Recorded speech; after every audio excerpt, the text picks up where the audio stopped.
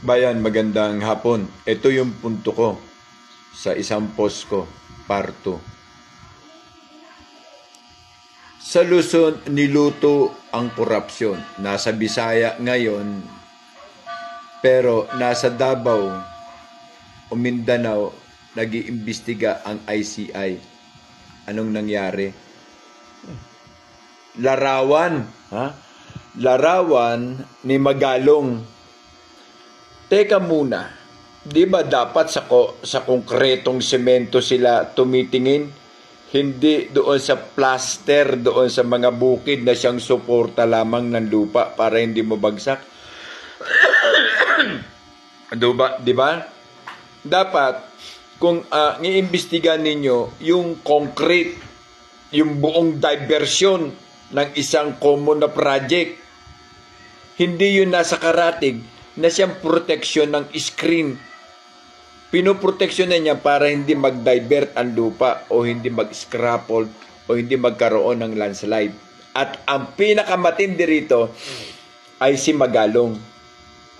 Sabi ni General Mayor Magalong, siya ay wala na sa ICI sapagkat hindi siya naniniwala sa dignidad ng departamentong ito.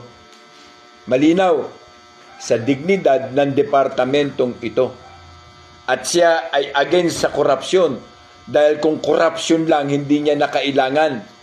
At siya rin ang nagpakita kung gaano kalaki ang 1 million, 100 million at 1 billion. Naalala niyo yung post na yon? Sa kanya yon, idea niya yon. Ang putang ama, pusang alaw Magalong.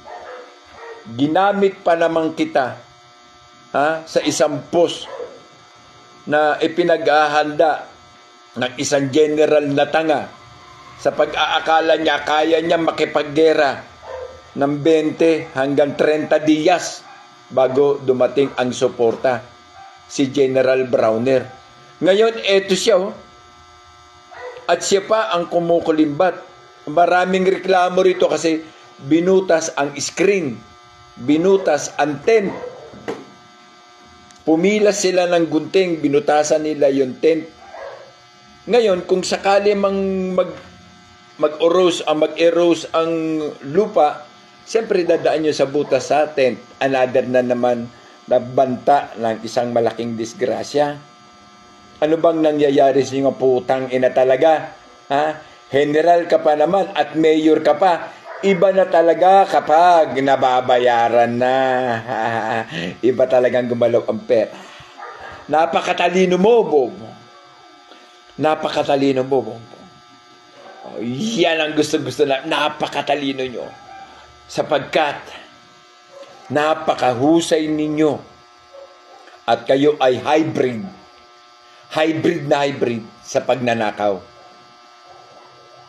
Utang inang yan basta pagnanakaw. O again, continuation ng aking katanungan. May resibo, may certificate, at may plan project para sa pinagbentahan ng 25.5 ton ng Philippine Reserve Gold. Sa mga nagmamagaling at magaling, magaling ng mga bayaran, you have now the chances. Kung wala, katakot-takot na mura ang aabutin nyo lagi sa akin sa tuwing magpo-post ako. So, balik tayo kay Magalong. Mayor General Magalong. Iba talaga, Sir General Mayor, kapag pera na. Something.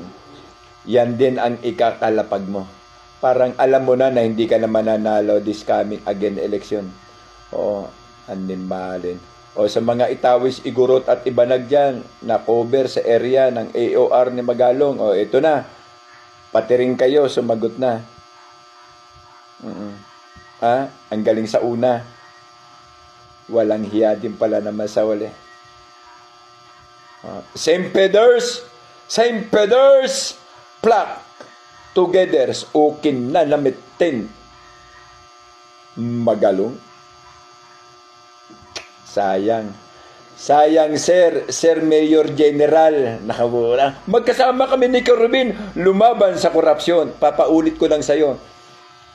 Magkasama kami ni Kerubin lumaban sa korupsyon. Magkasama kami ni Kerubin lumaban sa korupsyon. Magkasama kami ni Kerubin lumaban sa korupsyon. Nasa Luzon, niluto at ginanap ang korupsyon. Nasa Bisaya, sa Cebu, sinalanta ng bagyo. At maraming namatay. Naamo dito sa Davao, nag-imbestigar. O kinayo, o kininayo, o kinam magalong. Mauna ang problema sa inyo. Dapat talaga sa inyo, dalawin na lang hiya nyo kami, walang hiyain din kayo, putang ina nyo. Hindi na talaga kayo. Hindi na talaga kayo naawa sa pamilya nyo. Siguro nga magalong diyan nakagraduate sa pagnanakaw ang anak mo. Diyan din ngayon busog na busog ang pamilya mo sa kinain nyo na galing sa pagnanakaw. Diyan din siguro nakatayo ka ng bahay sa pagnanakaw, no? Tapos sabihin mo pa, ginamit mo pa yung salitang magkakasama kami ni Kerubin. Sa laban sa korupsyon, putang ina ka. Total naman, winalanghiyan nyo na kami. Hindi na rin namin kayo irerespeto, putang ina mo magalong. Walang kwenta ang ginagawa ninyo, galong. Okinayo. Tang ina nyo, pinaglululoko nyo pa ang sarili nyo. Ang laki ng problema ng Luzon, dinagdagan ng Bisaya, tapos dito kayo sa Davao nag-iimbestigar. Ilang daan dump truck ang pumunta para sagipin ang mga kapatid natin sa Cebu. Ilang daan dump truck magmula sa Davao at saka sa Lanao para suportahan ang pangangailangan ng mga kapatid natin sa Cebu.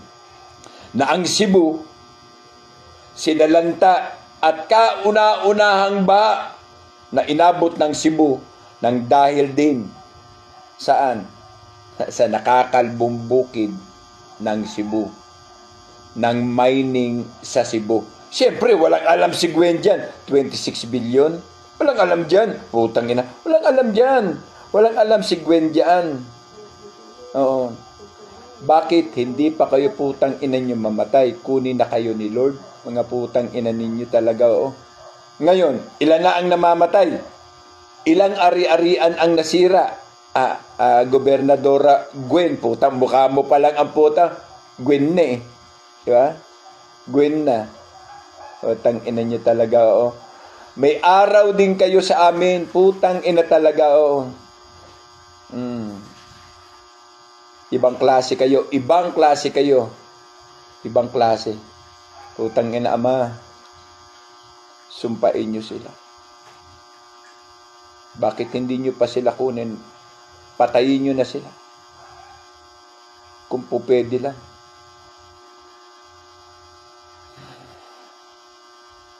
Hindi namin hangad ang manalangin ng ganito. Pero sa totoo lang po, itinirik na namin kayo ng kandila sa mga katarantaduhan ninyo.